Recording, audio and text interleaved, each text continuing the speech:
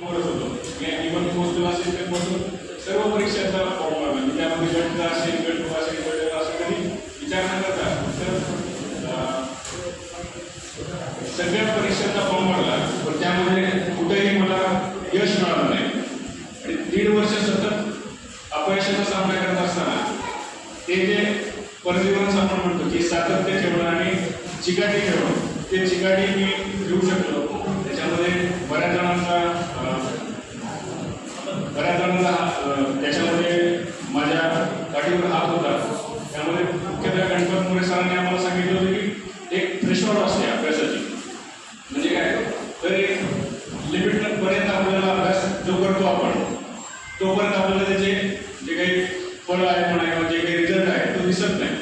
पण एका लिमिटनंतर तुमचा अभ्यास झाला की त्या लिमिटनंतर मात्र तुम्हाला इतके ते त्याचे रिझल्ट दिसायला चालू होतात. तुम्हाला येतात त्याचे 5वी पासून आता जवळपास ग्रॅज्युएशन पर्यंत सर्वांना आपण सत्कार केले. तुम्हालाही अनुभव आला असेल. बऱ्याचदा अभ्यास करताना की सुरुवातीला काहीच समजत नाही. सुरुवातीला अभ्यास करताना पुस्तकातलं काही समजत नाही. हळूहळू थोडंसं एकदा वाचल्यावर आपल्याला थोडी आयडिया येत राहते. त्यानंतर दुसऱ्यांदा वाचन केलं, नंतर शाळेत शिकवलं, किंवा कॉलेजमध्ये शिकवलं, क्लासेसमध्ये काही शिकवलं, आपण त्याच्यानंतर वाचन केलं. मग हळूहळू त्या विषयामध्ये आपल्याला गती यायला चालू होते. मग जसं जसं वेळ जाईल तसं जसं तुम्ही त्या विषयात जास्तीत जास्त अजून खोलवर जाल तसं तसं त्यात मग तुम्हाला पारंगत तुम्ही त्यामध्ये होतात, प्रावीण्य तुम्हाला मिळायला लागतं. तसंच MPSC मध्ये पण माझं झालं. जवळपास 1.5 वर्ष सतत मी जवळपास परीक्षा काही बोलल्या नाही, पण ज्या ज्या परीक्षा देत होतो त्या त्या फील होत होतो. त्याच्यामध्ये 1.5 वर्षानंतर मात्र मोरे सर नेहमी सांगायचे की आम्ही थ्रेशोल्डपर्यंत तुम्ही अभ्यास करा. जोपर्यंत तुम्ही पास होत नाही तोपर्यंत तुमचा थ्रेशोल्ड त्या लिमिटचा अभ्यास तुमचा झालेला नाही. आणि त्या 1.5 वर्षानंतर मात्र जी परीक्षा केली त्यामध्ये MPSC मध्ये असं होतं की माहित असेल पूर्व, मुख्य आणि इंटरव्ह्यू असे 3 टप्पे आहेत. तर पूर्व परीक्षा मी जवळपास सगळ्या पास होत गेलो.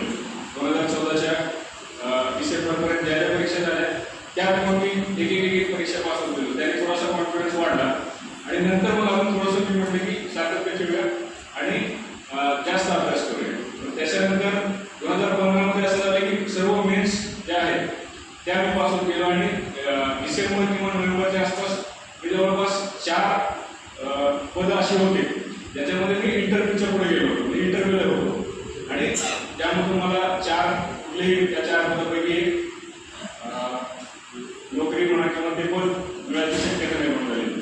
तर ते इंटरव्ह्यू दिल्यानंतर त्याच्यामध्ये मंत्रालय सहाय्यक एक होतं, त्यानंतर एक STI GSTचं एक सेल्स टॅक्स इन्स्पेक्टर म्हणून एक होतं, एक रेंज फॉरेस्ट ऑफिसर होतं आणि एक राज्यसेवेचं होतं. त्याच्यामध्ये क्लास ऑफिसर सगळे निवडले जातात. तर त्याच्यामध्ये डिसेंबरमध्ये असं झालं की त्या 4 पैकी जवळपास 3 जणांना इंटरव्ह्यू होता, एकाला इंटरव्ह्यू नव्हता. तर असिस्टंटचा रिझल्ट जानेवारीमध्ये लागला. त्याच्यामध्ये मी जवळपास 4 मार्कांनी फेल झालो आणि त्याच्यानंतर म्हणजे फायनल रिझल्ट जो आहे तो. त्याच्यानंतर STIचा रिझल्ट लागला. मी आमच्या मित्रांमध्ये आमची लायब्ररीमध्ये चर्चा व्हायची की अजून 3 परीक्षा आहेत, त्यापैकी कुठेही होईल आणि अजून थोडीशी वाट बघू आपण. आपला आता असिस्टंट तर झालं नाही पण STI तरी होऊ. STIचा रिझल्ट 15 दिवसांनी लागला. त्याच्यामध्ये मी 3 मार्कांनी नापास झालो.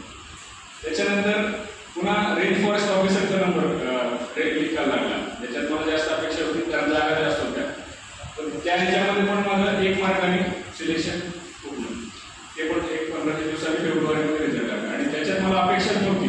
राज्यसेवामध्ये मी माझा असा विचार होता की आधी क्लास 2ची पोस्ट घ्यायची, STI असेल किंवा सहाय्यक असेल किंवा इतर कुठलीही मिळते आणि नंतर मग राज्यसेवा करून आपण क्लास 2साठी ट्राय करायचं. पण नशिबाने असं झालं की मला राज्यसेवेमध्ये इंटरव्ह्यूला चांगले मार्क मिळाले आणि मुख्याधिकारी नगर परिषद म्हणून माझं क्लास 2मध्ये सिलेक्शन झालं. 2015ला सिलेक्शन झाल्यानंतर म्हणजे चूक म्हणत होतो. तर याच्यामध्ये सातत्य ठेवल्यामुळं माझं ते सिलेक्शन झालं. परंतु नंतर एक चूक अशी झाली की माझं जे मूळ ध्येय होतं की मला डेप्युटी कलेक्टर किंवा MPSC मधून एखादी पोस्ट असं मिळवायचं होतं, त्यासाठी मी अभ्यास सुरू केला होता.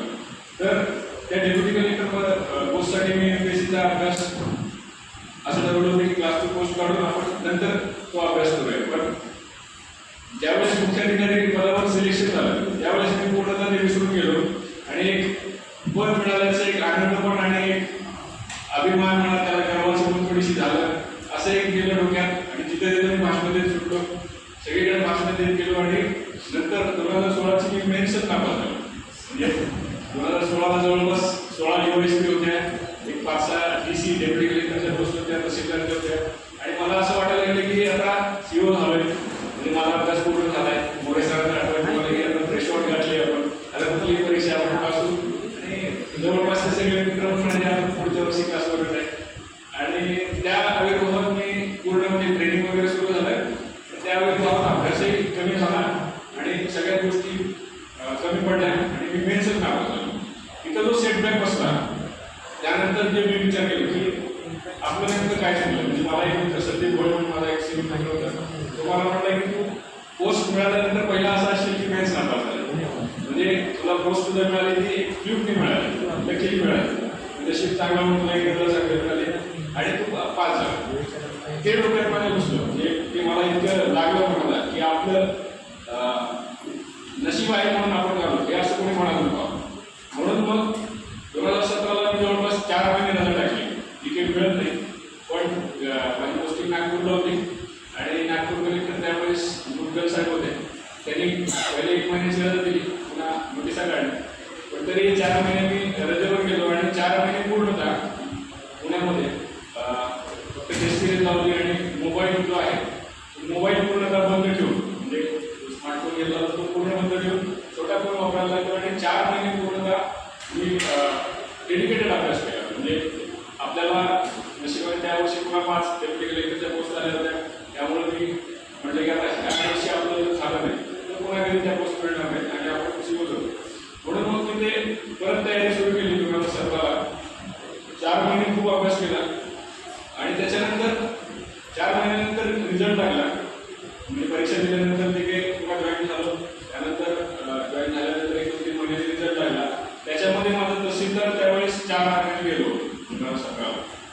पुन्हा असं विचार आला की पुन्हा मी ARTO झालो होतो क्लासरूम, आता मी क्लासरूम झालो होतो. तर पुन्हा असा विचार आला की आपल्याला जे मिळवायचं आहे किंवा ज्या विभागात जायचं आहे तो विभाग आपल्याला इच्छित विभाग मिळाला नाही, आपण अजून एकदा ट्राय करूया, अजून एकदा प्रयत्न करूया.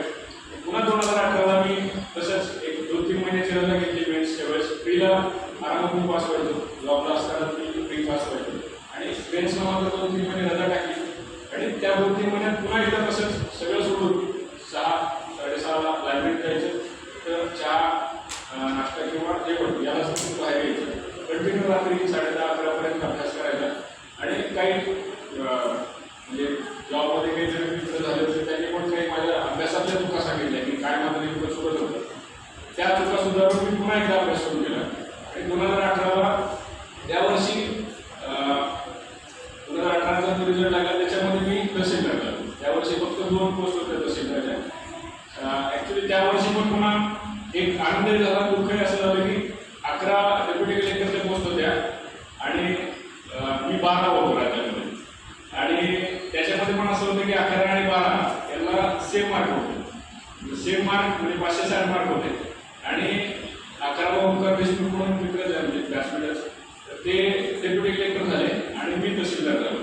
म्हणजे बेसिक असं आहे की जर सेम मार्क असतील तर तुमचं ग्रॅज्युएशनचा क्रायटेरिया लागतो. त्याचं पोस्ट ग्रॅज्युएशन झालं त्याला पहिल्या संधी दिली जाते. दोघांच्या इंजिनिअरिंग झालं होतं, म्हणजे सेम लेवलला तिथे होतं. दुसरा क्रायटेरिया असा लागला की वय कोणाचं जास्त आहे, ज्याचं जास्त आहे त्याला प्रेफरन्स दिला जातो. त्याचं रेकॉर्डमधून मला 91, मग त्याला डेप्युटी कलेक्टर पोस्ट मिळाली.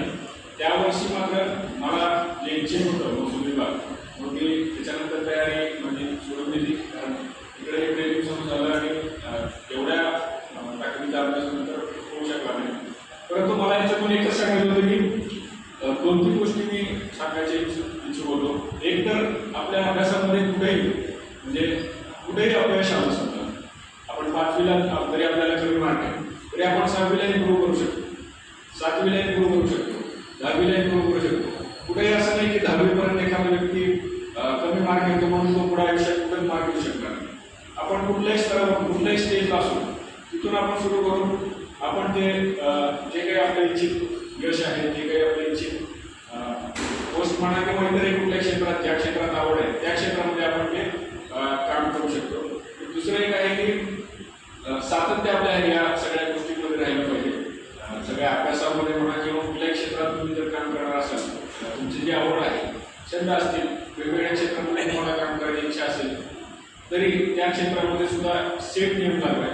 सातत्य तुमचं कामामध्ये पाहिजे. आता तुमचे पालक जे आहेत त्यांचंही तुम्ही काम ऑब्झर्व करा. सुरुवातीला जे काही आहे त्यांनी इतके कष्ट घेतलेले आहेत सुरुवातीला, त्यामुळं ते आता इतक्या मोठ्या पदावर किंवा अशा आपण जे म्हणतो की फ्लुएन्सी आहे कामामध्ये किंवा जे काही एक चांगलं काम जे म्हणलं जातं त्यांचं, ते कशामुळे म्हटलं जातं तर सुरुवातीपासून त्यांनी सातत्य ठेवलेलं आहे कामामध्ये आणि ते स्वतःचं ॲनालिसिस करून त्या कामामध्ये अजून कसं चांगलं होईल, अजून कसं चांगलं होईल हे स्वतः ऑब्झर्व करतात, स्वतः त्यामध्ये सुधारणा करतात आणि त्याच्यामुळे त्यांच्या या कामामध्ये सतत सुधारणा होत राहते. तर या माझ्या अनुभवातून एक दोन गोष्टी त्या सगळ्यांमध्ये मला की एक सातत्य ठेवा अभ्यासामध्ये असेल किंवा कुठल्याही क्षेत्रात तुम्हाला द्यायचं असेल त्या क्षेत्रामध्ये सातत्य ठेवा आणि कुठलंही अपयश आलं तर त्या अपयश हे टेम्पररी आहे. ते अपयश तुम्हाला भविष्यामध्ये यश नक्की देऊन जाईल.